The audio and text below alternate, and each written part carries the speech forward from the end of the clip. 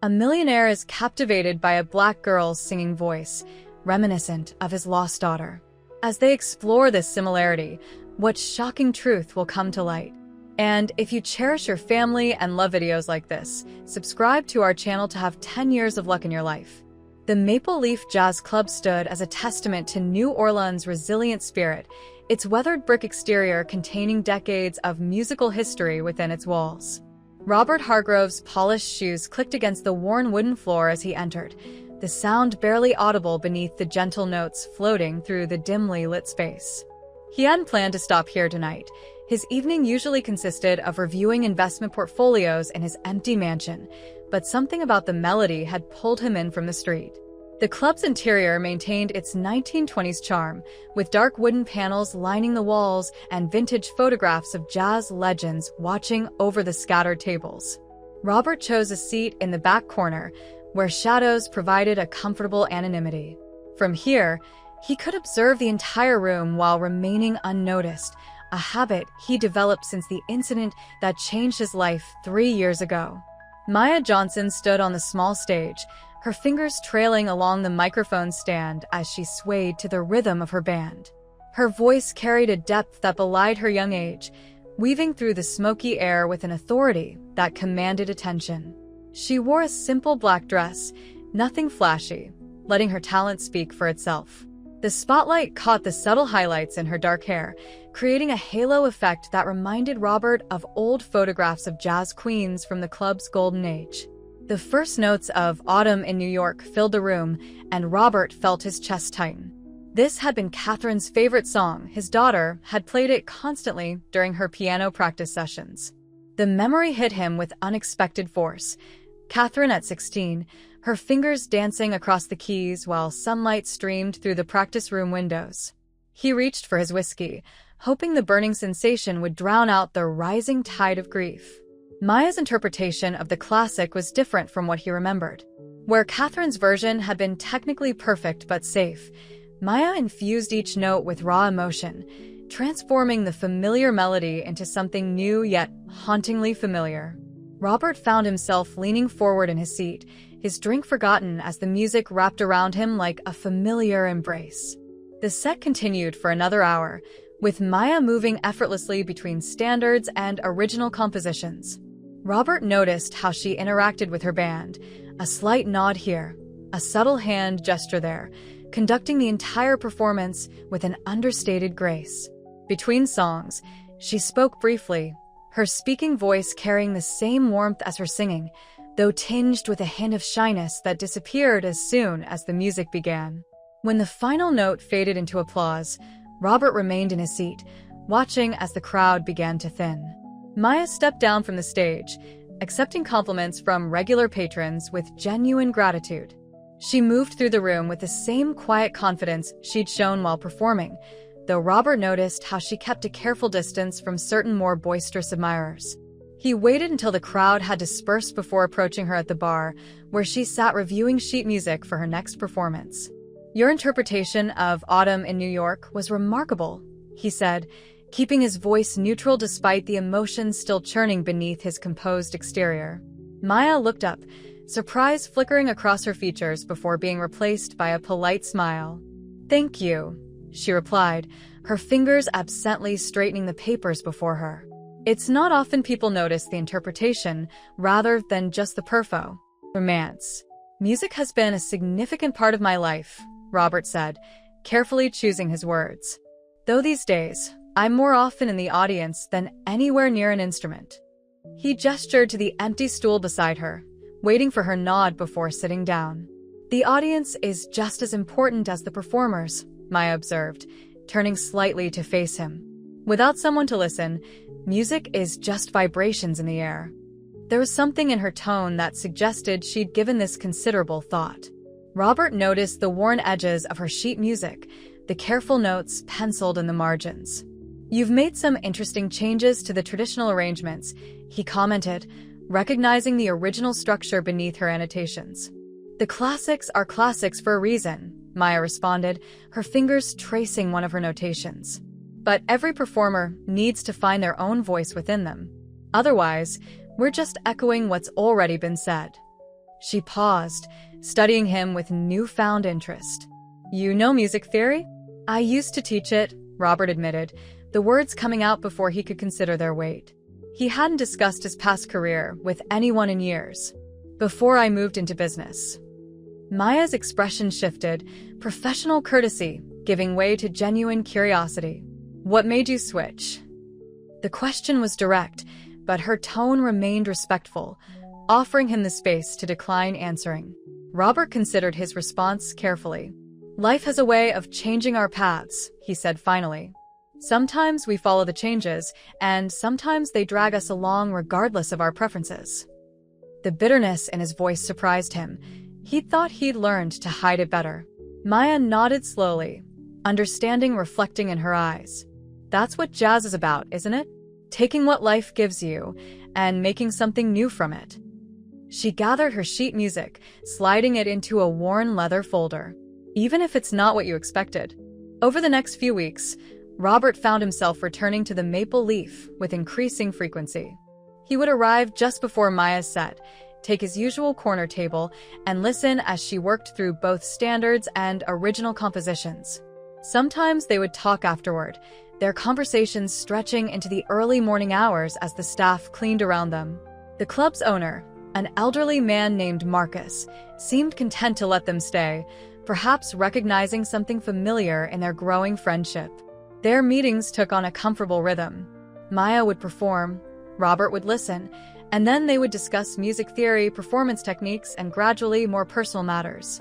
Robert found himself sharing stories about his experiences in the music industry, carefully editing out the more painful memories while providing insights that Maya eagerly absorbed. She, in turn, spoke of her struggles to be taken seriously in an industry that often valued image over substance. "It's not just about being young or being a woman," Maya explained one evening, stirring her tea with unconscious precision. "It's about fighting expectations at every turn. People see me and think they know what kind of music I should be making, what stories I should be telling." The frustration in her voice was tempered by determination. "But my grandmother always said that music doesn't care what package it comes in, as long as it comes from truth." The mention of her grandmother sparked something in Robert's memory. "You mentioned she used to read to you?" he asked, recalling a brief reference from an earlier conversation. Maya's face softened with fondness. "Every night when I was little, she had this old book of stories, leather-bound, with these incredible illustrations." Her fingers traced patterns on the table surface, as if drawing from memory. The pages were yellow and some were loose, but she treated it like it was made of gold. As it had been in our family for generations. Robert leaned forward slightly, his interest piqued. "What kind of stories?" "All kinds. Some were familiar fairy tales, but told differently than I'd heard them before. Others were about musicians and artists who changed the world with their work." Maya paused, a shadow crossing her features. There were some darker ones too, about people who had to hide their talents, who had to perform in secret because the world wasn't ready to accept them. The weight of unspoken history hung between them. Robert thought about his own family's past, the carefully maintained facade of the Hargrove name, and the secrets that lay beneath it. "Those stories often carry more truth than we'd like to admit," he said carefully. Maya nodded, understanding the layers in his response. "The book disappeared after she passed. I've looked everywhere, but..." She shrugged, the gesture containing years of resignation. "Sometimes I think I remember passages, but I'm not sure if they're real memories or just what I want to remember." Robert recognized the feeling all too well, the way memory became unreliable around loss, how the mind could both preserve and distort what was precious. It reminded him of the countless hours he'd spent after Catherine's disappearance, trying to recall every detail of their last conversation, every nuance of their final morning together. "Memory is tricky that way," he offered, his voice gentle. "But sometimes what we choose to remember is as important as what actually happened." He hesitated, then added, "It shapes who we become." Maya considered this, her fingers still tracing invisible patterns. "Is that why you're here?" she asked finally. "Shaping who you're becoming?" The question caught Robert off guard. He'd been careful to maintain certain boundaries in their conversations, to keep his own tragedy carefully contained. But something about Maya's direct approach, her ability to see past surface appearances, made him want to be honest. "I suppose I am," he admitted, "though I'm not always sure what shape that's taking." He paused, choosing his next words carefully. After everything that happened, I started looking for ways to make a difference, to help young artists who might otherwise be overlooked." Maya's expression remained neutral, but her eyes showed keen interest. "Is that what this is? Looking for someone to help?" "Initially, perhaps," Robert acknowledged. "Your talent is undeniable, and yes, I've been thinking about ways to support your career. The idea of a benefit concert has crossed my mind." He met her gaze directly. "But this isn't just about philanthropy anymore." "What is it about then?" "Connection," Robert said simply. "Finding unexpected echoes of our own stories in others. Creating something meaningful from what life gives us, as you said that first night." Maya was quiet for a long moment, considering his words. "A benefit concert would be amazing," she said finally. "But you're right, this feels like more than just professional networking." She smiled slightly. "Though my agent would probably tell me to focus on that aspect." "Your agent sounds very practical," Robert observed, returning her smile. "She is." "She's also suspicious of fairy tale endings." Maya gathered her things, preparing to leave for the night. "But then again, my grandmother's stories weren't really fairy tales. They were about real people finding their way through real challenges." She stood, adjusting her coat. "Maybe that's what we're doing too." Robert watched her head toward the door, her words echoing in his mind. Real people finding their way through real challenges. He thought about the benefit concert idea, about the possibilities it presented, and about the growing feeling that his path and Maya's were converging in ways he couldn't yet understand. The weight of his own secrets pressed against his conscience, but for the first time in years, he felt something else too: hope. The Hargrove mansion stood silent in the early morning light, its Victorian architecture casting long shadows across manicured lawns. Robert sat in his study, surrounded by the artifacts of a life carefully curated to project success and stability. But today, something had disturbed that careful arrangement.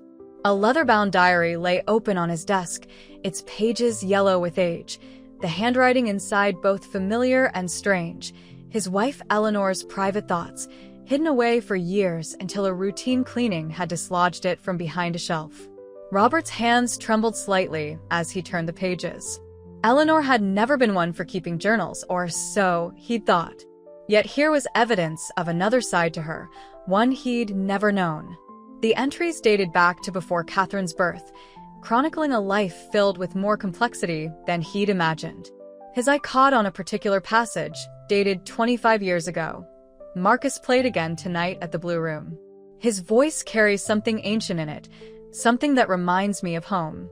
We talked about family histories afterward, about the songs passed down through generations. He understands what it means to carry music in your blood, to feel it calling even when the world tells you to be silent.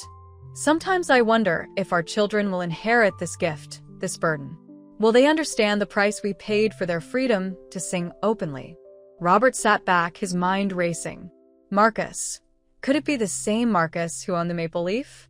Eleanor had never mentioned knowing him, had never given any indication that she had connections to the jazz community before they met. Yet here was evidence of a whole life he'd never known about, filled with late-night performances and secret meetings. As he read further, more names appeared: musicians, artists, activists, all part of a vibrant community that Eleanor had apparently been deeply involved with. And there, repeated several times, was a reference to the Johnson family's legacy. Robert's heart skipped a beat. Johnson, Maya's surname. Could it be mere coincidence? The diary entries became more cryptic as they progressed, referring to meetings and arrangements in veiled terms. Eleanor wrote about protecting the heritage and keeping the old ways alive. One entry stood out starkly. "Tonight we sealed the pact. Our families will always be connected now, bound by more than just music. Marcus says it's the only way to ensure the truth survives, Even if we don't, I pray we're making the right choice." Robert closed the diary, his mind whirling with implications. He thought about Maya, about the way her voice had drawn him into the maple leaf that first night. Had it really been chance? Or was there something deeper at work, some connection that ran through their blood like the music Eleanor wrote about? He spent hours combing through old files and photographs, looking for any hint of these connections. In a dusty album, he found what he'd been searching for, a photograph of Eleanor at what appeared to be a private performance, standing next to a tall man whose features carried a striking resemblance to Maya. On the back, in Eleanor's neat hand, Marcus Johnson's last show at the Blue Room, 1998. The discovery sent him back to the diary with renewed purpose. He read about Eleanor's friendship with Marcus, about their shared belief in the power of music to preserve history and truth.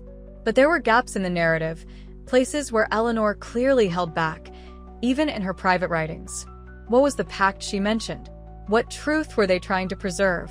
That evening, when Maya arrived for their usual meeting, Robert struggled to maintain his composure. She looked so much like the man in the photograph. How had he not seen it before? The same proud bearing, the same intense gaze when she spoke about music. "Maya," he began carefully after their usual pleasantries, "I need to ask you something about your family." He watched her expression closely. "Did you ever know a Marcus Johnson who performed at the Blue Room?" The change in Maya's demeanor was subtle but immediate. Her shoulders tensed slightly, her fingers tightening around her coffee cup. "Marcus Johnson was my grandfather," she said after a long moment. "He died before I was born, but my grandmother used to tell me stories about him." She paused, studying Robert's face. "How do you know that name?" Robert pulled out the photograph, placing it carefully on the table between them. "Because my wife knew him. They were friends, it seems." He watched as Maya picked up the photo, her eyes widening in recognition. "And I'm beginning to think that friendship was part of something much larger." Maya's hand shook slightly as she traced her grandfather's image. "The Blue Room," she whispered. "Grandma used to say it was where our family story really began." She looked up at Robert, her expression a mix of curiosity and caution. But she never mentioned the name Hargrove. "Perhaps she had her reasons," Robert suggested gently. Just as Eleanor clearly had hers for keeping this part of her life private. He hesitated, then added, "I found her diary today. It mentions your family several times, though many of the references are unclear." Maya set the photograph down carefully, her movements deliberate. "There are a lot of things about my family's history that are unclear," she said. "Stories that don't quite add up, gaps that no one would explain." She met Robert's gaze directly. "What exactly did your wife write about us?" Robert reached for the diary, but something made him pause. The weight of decades of secrets hung between them, and he suddenly understood that whatever truth lay buried in these pages could change everything for both of them. "Perhaps," he said slowly, "we should discover that together." Days of research turned into weeks as Robert and Maya delved deeper into their family's intertwined past. They converted Robert's study into an impromptu investigation room, with documents, photographs, and newspaper clippings covering every available surface. The heavy curtains remained drawn, creating a cocoon of focused intensity as they pieced together fragments of their shared history. One particular afternoon, while sorting through a box of old festival programs, Maya discovered something that made her breath catch. It was a yellowed photograph from the 1985 New Orleans Jazz Festival, showing a much younger version of her grandmother standing beside a stage. But it wasn't her grandmother that drew Maya's attention. It was the man standing next to her, wearing a Hargrove Industries badge. "Robert," she called out, her voice barely above a whisper. "I think you need to see this." Robert crossed the room, coffee cup in hand, and froze when he saw the photograph. The man in the image was unmistakably William Hargrove, his father, but he'd never seen him in this context before. William had always claimed to despise jazz, calling it chaos masquerading as music. Yet here he was, smiling broadly at a jazz festival, his arm casually draped over the shoulder of Maya's grandmother. "That's impossible," Robert muttered, setting down his cup with a shaking hand. "My father never." He trailed off, remembering passages from Eleanor's diary about secret meetings and hidden connections. When was this taken exactly? Maya turned the photograph over. On the back, in faded blue ink, was written, "Sarah and Will. The promise kept. Summer '85." The promise. The word echoed in both their minds, connecting to Eleanor's cryptic diary entry about the pact between their families. Robert sank into his leather chair, his mind racing through implications. His father, the stern businessman who'd pushed him toward corporate law and away from music, had been leading a double life all along. "There's M. Or," Maya said, her voice tight with controlled emotion. She pulled out another photograph from the same envelope. This one showed a group of people gathered around a piano, including both William Hargrove and Maya's grandmother. But what caught Robert's attention was the sheet music visible on the piano stand. It was the same arrangement of Autumn in New York that Maya had performed the night they first met. "That arrangement," Robert said slowly, "the one you play. Where did you learn it?" Maya's fingers traced the edges of the photograph. "Grandma taught it to me. She said it was a special version, passed down through our family. Said it contained a message for those who knew how to listen." She looked up at Robert, her eyes wide with realization. "Your father wrote it, didn't he?" Robert nodded slowly, pieces falling into place. "He was a composer before he took over the family business. I found some of his old manuscripts when I was young, but he caught me and..." He rubbed his face, remembering that day. "He burned them all. At least, I thought he did." The weight of this revelation settled over them like a heavy blanket. Maya began humming the melody softly, and Robert could hear it now, the subtle complexity that had always seemed at odds with his standard arrangement. His father's signature was there in every note, hidden in plain sight for decades. But why? Maya asked, voicing the question that hung between them. Why hide all of this? Why pretend to hate jazz if he was so deeply involved in it? Robert turned back to Eleanor's diary, flipping through the pages with newfound purpose. "She mentioned something about protection," he said. "About keeping certain people safe by maintaining appearances." He stopped at a particular entry, reading aloud. "Will says the separation must be absolute. No one can know about the connection between the families. It's the only way to ensure both sides survive what's coming." Maya leaned forward, her professional composer's detachment warring with personal investment. What was coming? What were they so afraid of? Before Robert could respond, his eye caught another detail in the festival photograph, barely visible in the background, but unmistakable once spotted. A man standing in the shadows, watching the group around the piano. The same man who appeared in photographs from Catherine's missing persons file. The revelation hit him with physical force. His father's double life, Eleanor's secrets, Catherine's disappearance, they weren't separate mysteries, but pieces of the same puzzle. And somehow, Maya's family was at the center of it all. "I think," Robert said carefully, "they were afraid of the same person who took Catherine."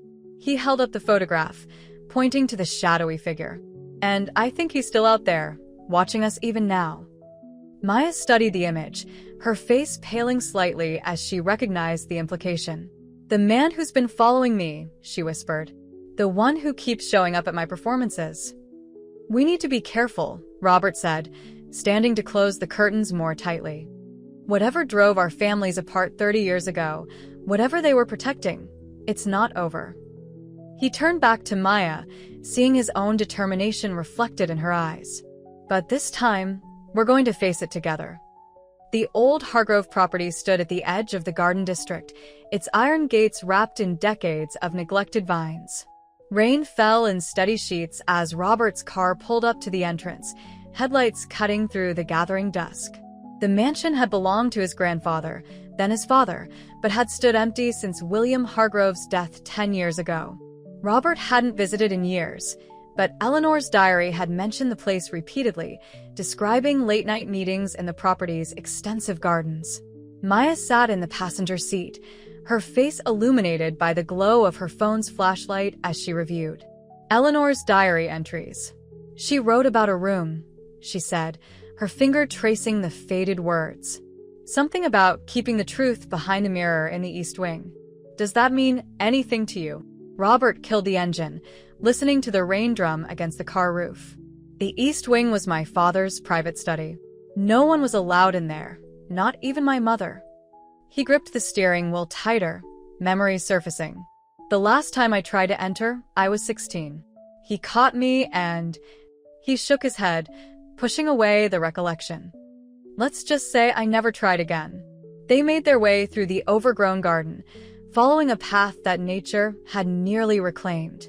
Robert used his key to enter through a side door, the hinges protesting years of disuse. The air inside carried the musty weight of abandonment, stirring up dust motes that danced in their flashlight beams. The East Wing lay at the far end of the house, separated from the main building by a long gallery lined with family portraits. Robert noticed Maya studying the faces as they passed, perhaps looking for resemblances to the people in the festival photographs.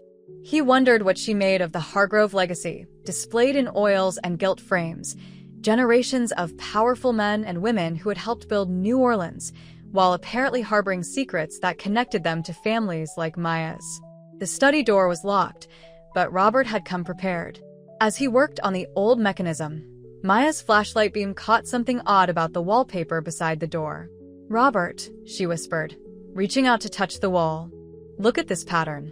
Hidden in the wallpaper's elaborate design were musical notes, worked so subtly into the pattern that they were nearly invisible unless you knew to look for them. Robert recognized the sequence immediately. It was the opening bars of Autumn in New York, the same arrangement that had connected their families across decades. "It's a message," Maya said, her voice tight with excitement. "Or maybe a map." She hummed the sequence softly, her trained ear picking out the pattern. "The notes, they're not just decorative. They're marking something." The lock finally gave way with a solid click, and they entered the study together. The room was exactly as Robert remembered it. Dark wood paneling, heavy curtains, and an enormous mirror dominating one wall. But now, seeing it through the lens of their investigation, details jumped out at him. The books on the shelves weren't the legal texts and business manuals he'd assumed as a child. They were works on music theory, composition, and jazz history, their spines carefully turned to hide their titles from casual observation. Maya moved to the mirror, her flashlight revealing its elaborate gilt frame. "The truth behind the mirror," she muttered, running her fingers along the edge. "It can't be this literal, can it?" But it was. Together, they discovered that the mirror was mounted on hidden hinges, concealing a small room beyond. As they swung it open, their flashlights revealed shelves of documents, photographs, and most surprisingly, recording equipment that looked decades old. "It's an archive," Robert breathed, taking in the scope of the collection. Everything they were trying to protect, they kept it all here. Maya was already examining the documents, her hands trembling slightly as she opened a folder. "These are contracts," she said. "Legal agreements between our families dating back to the 1960s. She looked up at Robert, her face pale in the flashlight beam. "They're about something called the Preservation Project." Robert picked up another folder, this one containing photographs.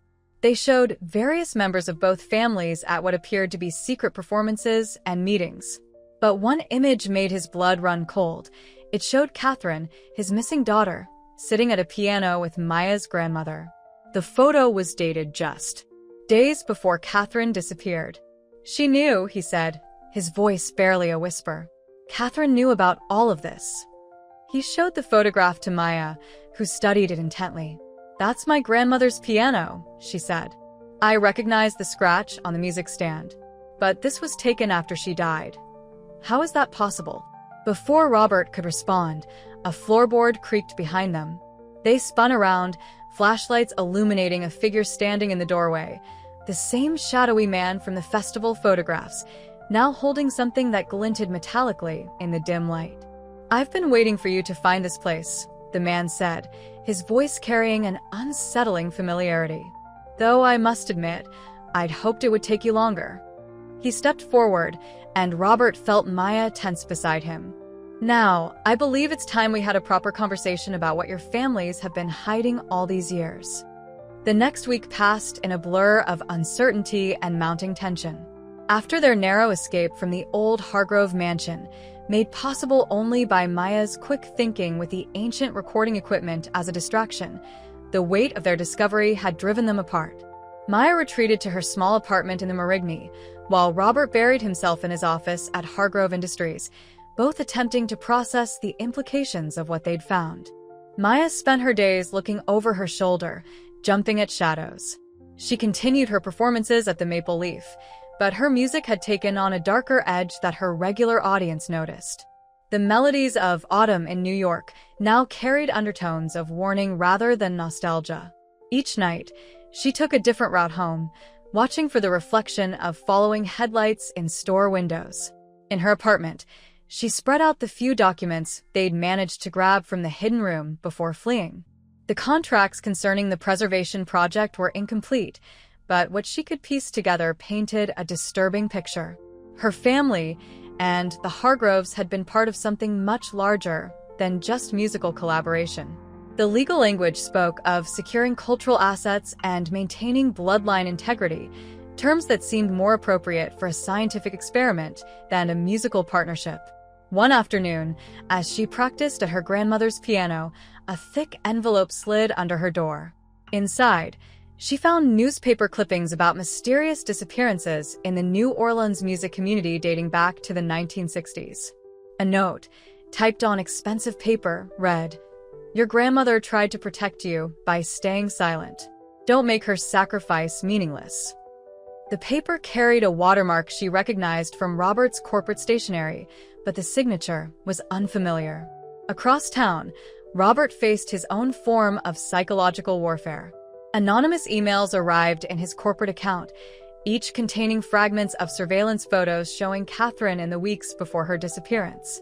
She appeared in various locations around New Orleans, always in the company of musicians connected to Maya's family. The final photo showed Catherine entering the Blue Room with Maya's grandmother, both carrying identical leather-bound books. His executive assistant, Jennifer, brought him a concerning report. Someone had been accessing old Hargrove Industries files, specifically those relating to property holdings in the city's historic music districts. The digital trails led nowhere, but the timing was too precise to be coincidental. When Robert tried to investigate further, he found that his own security clearance had been mysteriously revoked for certain archived sections. The most disturbing development came during a board meeting.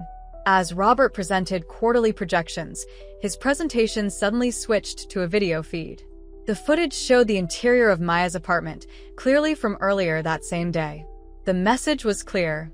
Hey, we're being watched, and someone had enough influence within his company to breach its most secure systems. After the meeting, Robert found a handwritten note in his briefcase. "Your father understood the necessity of separation. Some bloodlines shouldn't mix. Some secrets need to stay buried." The handwriting matched marginalia he'd seen in his father's old business journals. Maya received her warning more directly. After a performance, a well-dressed man approached her at the bar. His smile was pleasant, but his eyes remained cold as he spoke about opportunities for advancing her career. "Your talent deserves a bigger stage," he said, sliding a business card across the counter. "All you have to do is stop asking questions about the past. About the Hargroves." When she looked up from the card, he added softly, "It would be a shame if something happened to prevent you from performing again." The threat hung in the air between them until Maya found her voice. "My grandmother always said that music carries truth in its bones," she replied, keeping her tone steady despite her racing heart. "I don't think I can stop asking questions any more than I can stop breathing." The man's smile never wavered. "Breathing can be interrupted," he said, standing to leave. "Ask Robert about what happened to the last person who tried to expose the preservation project. Ask him about Elizabeth Kane." That name triggered something in Maya's memory, a photograph she'd seen in the hidden room, showing a young woman at a piano, her face bearing a striking resemblance to Catherine Hargrove. When she researched the name later that night, she found only a brief obituary from 1985, listing the cause of death as a musical performance accident. Both Maya and Robert knew they needed to stay apart, at least publicly. The forces aligned against them had made it clear that their connection put them both at risk. But the mysteries they'd uncovered wouldn't let them rest. They communicated through encrypted messages, sharing fragments of information and building a more complete picture of the web they'd stumbled into. The final warning came simultaneously to both of them. Maya found sheet music slipped into her piano bench, the notes arranged to spell out a simple message: tonight. Robert discovered the same message formed by apparently random numbers in his company's financial reports.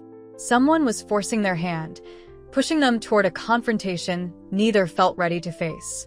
As evening approached, both Robert and Maya faced the same decision: continue their separate investigations and maintain the illusion of safety, or reunite and face the truth together, regardless of the consequences. The shadow of the Preservation Project loomed over them both, its secrets threatening to destroy everything they held dear.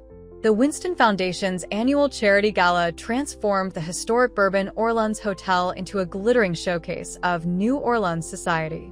Crystal chandeliers cast fractured light across the ballroom as the city's elite mingled, unaware of the tension crackling beneath the surface of perfectly orchestrated pleasantries. Robert stood near a marble column, outwardly calm in his tailored tuxedo, while his eyes constantly scanned the crowd. He knew Maya would be here tonight. Her quartet had been hired as the evening's entertainment, a booking arranged through channels that made it clear refusal wasn't an option. The past week of separation had taught them both valuable lessons. Robert had used his time to dig deeper into Elizabeth Kane's death, discovering that the performance accident had occurred during a private concert at this very hotel. The coincidence of tonight's venue choice felt deliberately orchestrated, a message from those who seemed to always be one step ahead of their investigation. Maya arrived with her quartet, her simple black evening gown a stark contrast to the ornate fashions around her. As she sat up on the small stage, her eyes met Robert's briefly. In that moment of connection, they both recognized how their forced separation had only strengthened their resolve. The threats meant to drive them apart had instead crystallized their understanding of what they faced. The quartet's first set began with standard jazz numbers, the kind expected at such events. But Robert noticed Maya weaving subtle variations into the arrangements, musical phrases that echoed the patterns they discovered in his father's study. She was sending him a message through the music itself, using the very art form that had connected their families to communicate under the watchful eyes of their opponents. During a break between sets, Robert made his way to the bar, positioning himself where he could speak to Maya without drawing attention. She approached as if getting a drink, her movements casual, but her voice intense.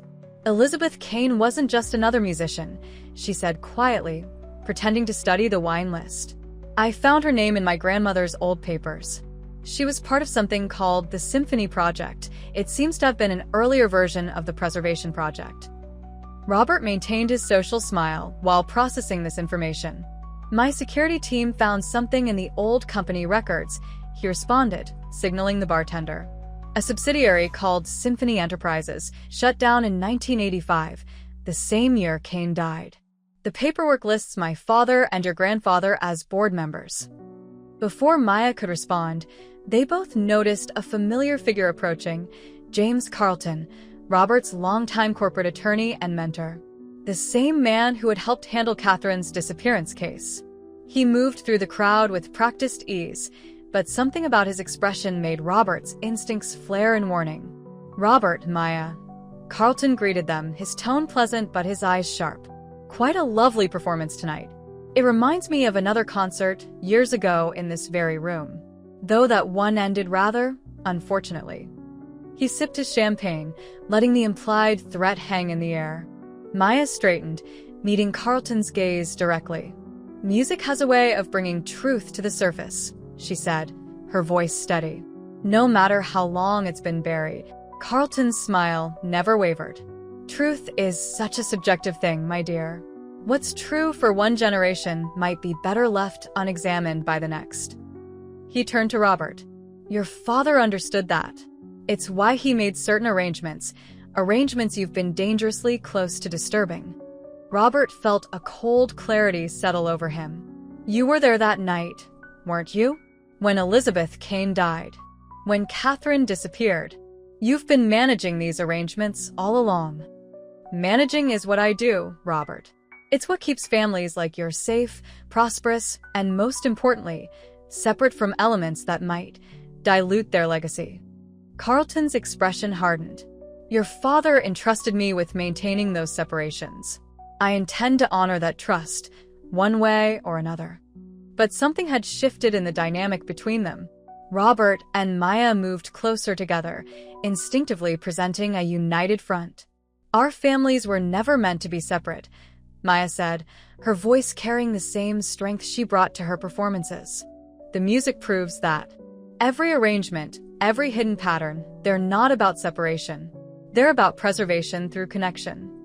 Robert nodded, understanding flowing between them. "The preservation project wasn't about keeping bloodlines pure," he said, watching Carlton's facade crack slightly. "It was about protecting something bigger. Something that scared you enough to kill for it." Carlton's composure slipped for just a moment, but it was enough. In that instant, both Robert and Maya saw the truth, the fear behind the threats, the desperation behind the power plays. Whatever secret lay at the heart of their family's connection, Carlton and his allies were terrified of its revelation. "You have one chance to walk away from this," Carlton said, his voice low and dangerous. "Consider it a courtesy, for old time's sake." But Robert and Maya had moved beyond threats. The music swelled around them as the quartet resumed playing, and in that moment, they made their choice. Together, they would face whatever came next, guided by the truth hidden in the music that had brought them together. Maya turned back to the stage, but not before whispering to Robert, "Tonight, after the final set, we end this where it began." Robert watched her go, understanding her meaning perfectly. The Blue Room, where their family's paths first crossed, where Elizabeth Kane had discovered whatever truth had cost her life. Tonight, they would finally uncover what lay at the heart of the preservation project, no matter the cost. The truth about the preservation project emerged in layers, each revelation more disturbing than the last. Robert and Maya sat in the darkened Blue Room after hours, surrounded by decades of musical history and the weight of their discoveries. The documents they'd rescued from the Hargrove mansion lay spread across an ancient piano, illuminated by a single overhead light that cast long shadows across the empty stage. "It was never just about the music," Robert said, his voice heavy with understanding as he examined a particularly telling document. "The preservation project was about something they discovered through the music, something that could change everything." He held up a yellowed paper bearing both his father's signature and Maya's grandfather's name. The document detailed experiments in what it called sonic resonance manipulation and its effects on human consciousness. Maya traced her fingers along the piano keys, not pressing hard enough to make sound. "My grandmother used to say that certain combinations of notes could unlock something in the mind," she said. "I always thought she was speaking metaphorically, but look at this."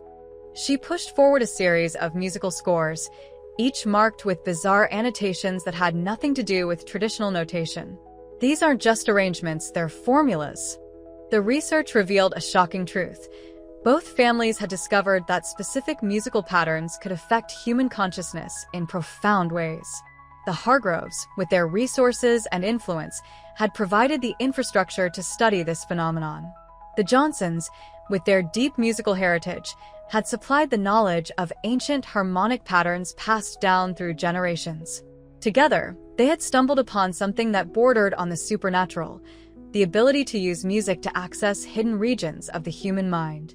"That's why Elizabeth Kane had to die," Robert said, the pieces finally falling into place. "She wasn't just a musician, she was a test subject. According to these notes, she had demonstrated an unprecedented ability to use these patterns." He pulled out another document, this one detailing the events of her final performance. She was going to go public with what she discovered. Carlton couldn't allow that. Maya's hand trembled as she picked up a photograph showing Elizabeth at the piano, her expression one of intense concentration. "And Catherine? How does she fit into all this?" Robert's face darkened as he retrieved his daughter's file. Catherine inherited more than just a love for music from Eleanor, he said. Look at her practice notes from the weeks before she disappeared. The pages were filled with the same strange annotations they'd found in the experimental scores. She was figuring it out on her own, just like Elizabeth did. And Carlton was watching the whole time, Maya finished, her voice tight with anger. Just like he's been watching us. She stood abruptly, moving to the window.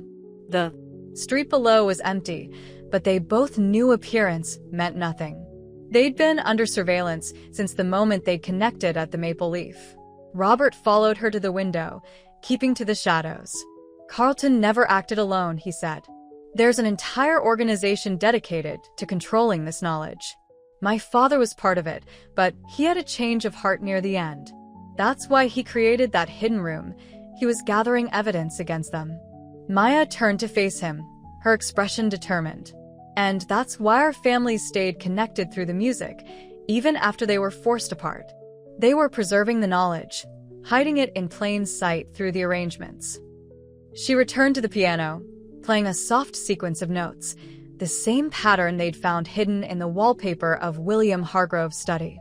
Every performance was an act of rebellion. Every song, a message to those who knew how to listen. The sound of a door closing somewhere in the building made them both freeze. Maya's hands hovered over the keys as Robert quickly gathered the most crucial documents. They'd known this confrontation was coming, had prepared for it, but the reality of the moment still sent adrenaline coursing through their veins. They're here, Maya whispered, but her voice held no fear, only resolution. What's our next move? Robert checked his phone, confirming that their backup plan was in place. Carlton's not the only one with powerful friends, he said. I've made sure copies of everything we've found have been distributed to secure locations. If anything happens to us, the truth comes out anyway, Maya finished. She stood, squaring her shoulders as footsteps echoed in the hallway outside.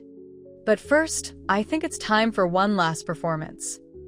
Her hands returned to the keys, and she began to play, not just any melody, but the specific sequence they discovered in Elizabeth Kane's final notes.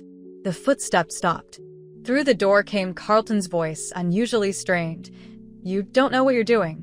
That sequence was never meant to be played again. The consequences. But Maya continued playing, each note precise and deliberate. Robert watched in amazement as the sound seemed to take on physical presence in the room, vibrating at frequencies that made his vision blur. He understood now why Carlton was afraid. This wasn't just music. It was something far more powerful, something that had been hidden and protected and killed for. As the final notes hung in the air, the door burst open. Carlton stood there, flanked by security guards, but his usual composure was completely shattered.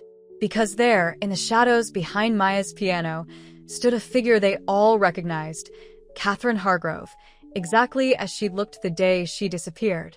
The blue room became unnaturally still, time itself seeming to bend around Catherine's presence. She stood behind the piano, exactly as she had appeared in the photographs from 3 years ago, 19 years old, wearing the same blue dress she disappeared in, her face bearing an expression of profound understanding that made her look both younger and older than her years. Robert took a step toward his daughter, but Carlton's sharp voice cut through the silence. Don't move, he commanded, though his usual authority was undermined by the tremor in his words. You have no idea what forces you're dealing with. The resonance patterns were never meant to be used this way. Maya's fingers remained on the keys, holding the final notes of the sequence in a suspended moment. The air itself seemed to vibrate with potential energy. But they were meant to be used, she said, her voice carrying the weight of generations of musical knowledge. Our families discovered something profound, something that could change the world. And you buried it in blood and secrets. Catherine moved forward, each step deliberate and graceful, as if she were moving through water. He's right about one thing, Maya, she said, her voice carrying ethereal overtones that seemed to echo from multiple points in space. The patterns are dangerous, but not in the way he thinks. She turned to face Carlton, and several of his security guards took involuntary steps backward. They're dangerous because they reveal truth. All truth. Even the kind's powerful men want to keep hidden. Robert found his voice at last. "Catherine," he whispered. "Where have you been?" "Everywhere and nowhere," she answered, a sad smile playing at her lips. The music opened a door, just like it did for Elizabeth Kane. But where she tried to fight what she found, I learned to navigate it. Time, space, consciousness, they're all just different types of vibration. Different songs in the universal symphony. Carlton had drawn a weapon, though his hand shook visibly. "This ends now," he declared. "Whatever you are, whatever you've become, we can't allow this knowledge to spread. The world isn't ready." "The world has always been ready," Maya countered, beginning a new sequence of notes. Not the same as before, but something that seemed to weave between Catherine's words, supporting and amplifying them. The knowledge was never meant to be controlled. That's what my grandmother understood, what Elizabeth Kane died trying to prove. Throughout the room, the air began to shimmer with visible waves of sonic energy. The security guards backed away further, some covering their ears, others staring in fascination as reality itself seemed to ripple around them. Through it all, Maya continued playing, each note precise and purposeful. "You want to know what happened to me?" Catherine asked her father, though her eyes remained fixed on Carlton. "I found what Elizabeth Kane discovered, that music isn't just vibration in air. It's the fundamental language of reality. The Preservation Project didn't create this power. It only rediscovered what humanity has always known, what some families like Maya's never forgot. Every culture, every civilization has had those who understood that sound could pierce the veil between worlds." Robert watched as his daughter moved toward Carlton, who still held his weapon but seemed unable to use it. "The real tragedy," Catherine continued, "isn't that you killed Elizabeth Kane. It's that you never understood what you were trying to control. The patterns can't be contained or owned. They're meant to be shared, to be played, to transform and evolve with each new generation that discovers them."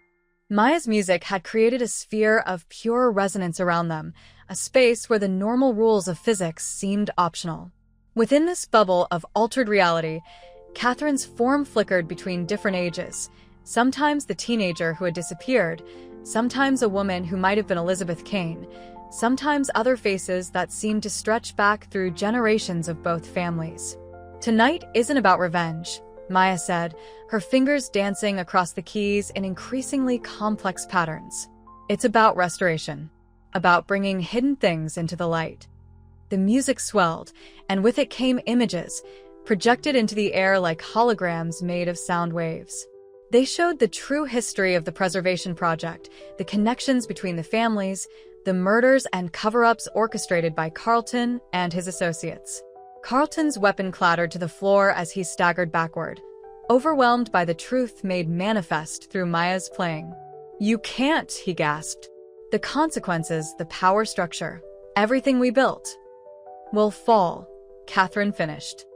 "As it should, but something better will rise in its place."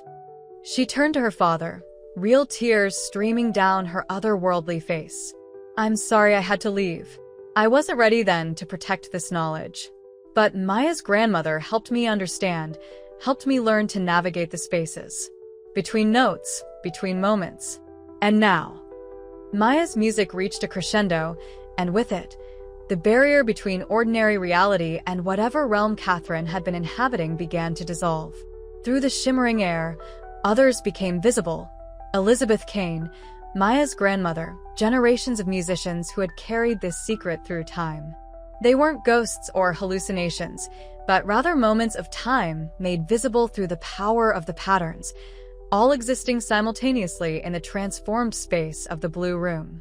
"The truth was never meant to stay hidden," Maya said, bringing the performance to its final measures. "It was meant to be played." In the aftermath of Maya's revelation, the Blue Room transformed into a nexus point where past and present converged through the power of sound. Carlton's security team had fled, leaving him alone to face the consequences of decades of manipulation and violence.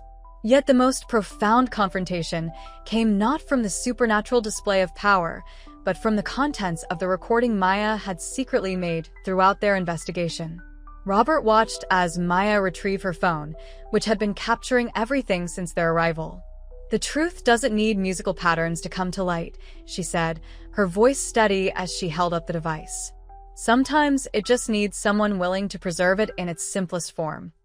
The recording contained not only Carlton's confession about Elizabeth Kane, but dozens of conversations they'd captured over the past weeks. Board members, security personnel, and other conspirators discussing the true nature of their operation.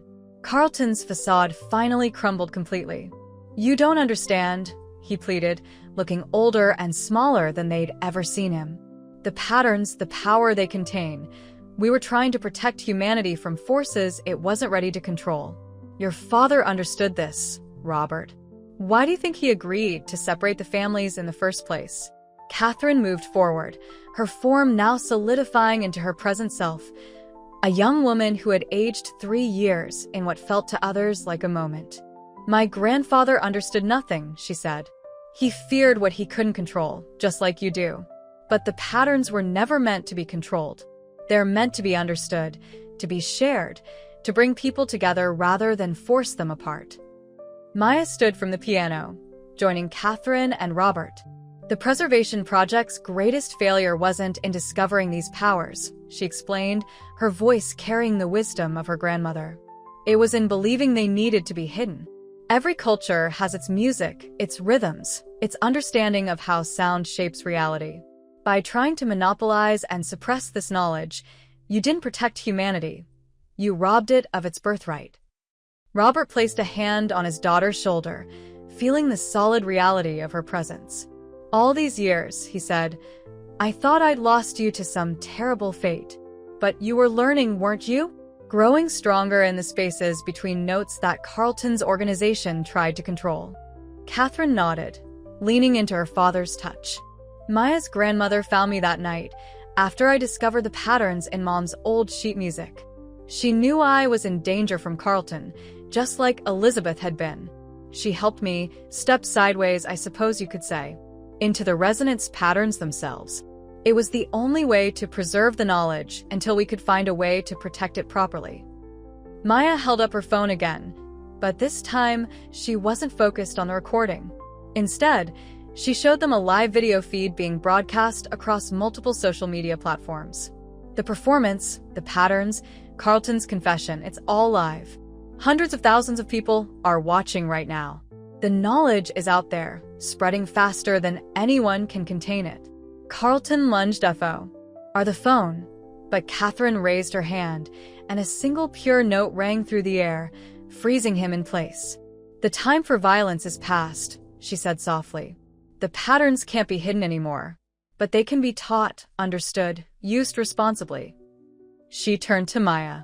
"That's what our families were always meant to do, not control the knowledge, but guide others in understanding it." Robert looked at the phone screen, watching the viewer count climb into the millions. Comments flooded in from around the world, musicians, scientists, spiritual leaders, all recognizing elements of their own traditions in what they were witnessing. "The world is ready," he said, understanding finally dawning. "It always was. We just needed the right people to bridge the gap between control and comprehension." Maya's grandmother had written about this moment in her final letters, which they'd found in the hidden room. She'd foreseen a time when the artificial barriers between families would dissolve, when music would reclaim its place as a force for unity rather than division. The Preservation Project would be transformed from an instrument of suppression into a genuine effort to preserve and share the ancient understanding of sound's true power. As the sun began to rise over New Orleans, its first rays streaming through the Blue Room's windows, Catherine, Robert, and Maya stood together, no longer divided by secrets and fear, but united in their commitment to a new kind of preservation. Carlton would face justice for his crimes, but his punishment would be having to watch as the power he'd tried to control was freely shared with the world. "So, what happens now?" Robert asked, looking between his daughter and Maya, seeing the strength they both carried. Catherine smiled, taking Maya's hand in a gesture that bridged generations of forced separation. "Now we do what both our families always should have done. We teach. We share. We play the music that breaks down walls instead of building them." Maya nodded, returning to the piano one last time. As her fingers touched the keys, the notes seemed to carry all the weight of history and all the promise of the future. The pattern she played wasn't one of power or control, but of healing, a bridge between what was lost and what could still be found. Through the resonance of those notes, through the unity of families long divided, through the courage to face truth rather than hide it, a new chapter began. The symphony of truth, once started, could never be silenced again. And in that music, in that moment of pure understanding, they all found what the Preservation Project had truly been meant to preserve: not power, not control, but the endless possibility that lies in every note, every voice, every human heart brave enough to sing its own truth to the world.